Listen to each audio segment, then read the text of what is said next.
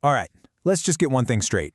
Forget everything you think you know about Egyptian mummies. Seriously, it's not just about the golden masks and the all-powerful pharaohs. The reality is, well, it's a lot stranger, way more personal, and honestly, so much more surprising than you can imagine. So let's dive in. So, close your eyes for a second. When I say Egyptian mummy, what's the first image that pops into your head? It's probably a powerful pharaoh, right?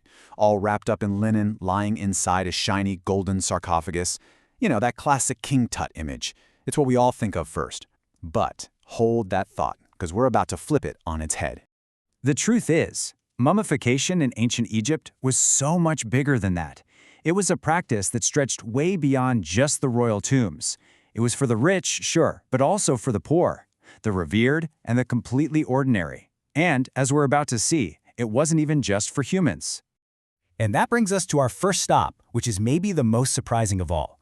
You see, the ancient Egyptians shared their world and their afterlife with a whole kingdom of animals. And yeah, you guessed it, they mummified them by the thousands. Get this. At one single archaeological site, they were digging around, probably expecting some treasure or human remains. Instead, they found over 100 mummified crocodiles. I'm not kidding. More than 100 of these giant predators, all carefully preserved for eternity. The sheer scale of that, it's just mind-boggling. So you have to be asking, why crocodiles? Of all things? Well, the answer comes down to their gods. The Egyptians worshipped Sobek, a super important deity with the head of a crocodile, who stood for the power and the fertility of the Nile River. So these mummies, they weren't pets, they were sacred offerings, a way to pay respect to a divine and, let's be honest, pretty terrifying force of nature. But it wasn't all just about worshiping these big, scary gods. While some animals were mummified as these sacred offerings, others were preserved for a much more personal and kind of touching reason. And this contrast is just fascinating. On one hand, you have these crocodiles, symbols of raw, divine power. And on the other, gazelles. Archaeologists found one gazelle mummy that was so beautifully and lavishly prepared, it was obvious this wasn't just some random animal. This was a beloved royal pet, mummified with the exact same techniques they used for queens, all so it could join its owner in the afterlife. Okay, so let's move away from the gods and the royal pets for a minute and talk about the people. Because the mummies of ordinary, everyday Egyptians, well, they tell these incredible stories about life, death, and even inequality from thousands of years ago. You see, doing mummification the right way was really expensive.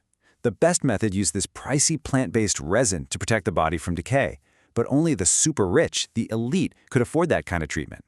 So what did everyone else do? Well, they had to get creative. And this brings us to the absolutely baffling case of the mud mummy. So there's this woman, she died when she was about 25, and her family couldn't afford the fancy resin. Instead, her body was wrapped in a hard shell of mud. But here's the twist, the part that has archaeologists totally stumped. Lab tests show the mud was put on many, many years after she had already died and been buried. I mean, just think about that. Why would someone go back to a grave, maybe decades or even centuries later, to re-preserve a body with mud? Was it some act of remembrance? Maybe trying to repair a damaged tomb? We honestly don't know.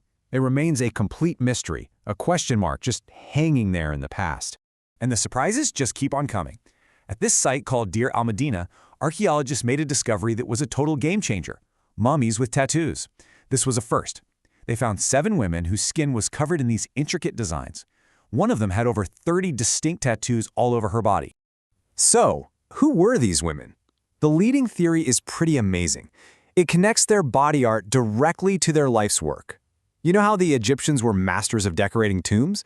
Well, it's totally possible these women were the very artists who painted those magnificent chambers in the Valley of the Kings, with their own skin bearing the marks of their sacred craft.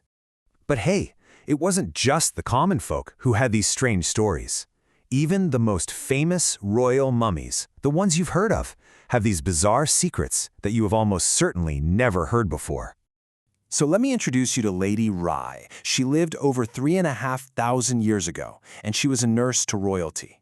When her mummy was finally discovered, it wasn't gold or jewels that stunned the archaeologists. No, it was something way more personal.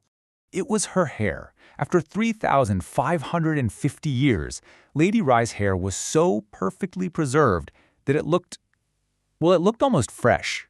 Even her elaborate hairstyle was still completely intact. It's just this silent testament to the incredible skill of the embalmers, and a wild window into ancient fashion. Now let's talk about the big names, the heavy hitters. On one end of the spectrum, you've got Ramesses II, an absolute powerhouse who reigned for an incredible 66 years. And on the other end, you have the famous boy king, Tutankhamun, whose reign was cut short after only about a decade. And of course, you can't really mention King Tut without someone bringing up the infamous curse, right? The legend totally exploded when the guy funding the expedition, Lord Carnarvon, died suddenly from an infected mosquito bite just a few months after they opened the tomb. That just fueled all these stories of ancient spirits protecting the pharaoh. But if you think the curse is weird, wait until you hear the story of Ramesses II. I promise, it's even more bizarre. So back in 1974, scientists realized his mummy was rapidly falling apart. The only solution was to fly him to Paris for treatment. The problem? International law required a passport for anyone crossing a border, and apparently that includes 3,000-year-old pharaohs. So the Egyptian government issued a passport for Ramesses II, listing his occupation as king deceased. I'm not making this up. And when he landed in France, the mummy of Ramesses II was greeted by a full military honor guard. Just a completely surreal moment in modern history. So after all these strange, incredible stories, what's the big takeaway? What do these weird mummies really teach us about ancient Egypt? Well, they show us that we need to throw out that old, dusty image of what an Egyptian mummy is. It was a practice that was deeply woven into their whole culture. It wasn't just about pharaohs. It was about animals, from gods to pets. It was about ordinary people finding their own ways to be remembered. And even the most famous royals have these wild modern stories. Each mummy is a unique story, a little window into a lost world. It really makes you wonder, doesn't it? The Egyptians preserved their dead with resin and mud and sacred rituals. Today, we preserve our lives in, what? Digital photos, social media posts, data clouds? What on earth will future archaeologists make of our world? And what strange stories will our own modern-day mummies have to tell them?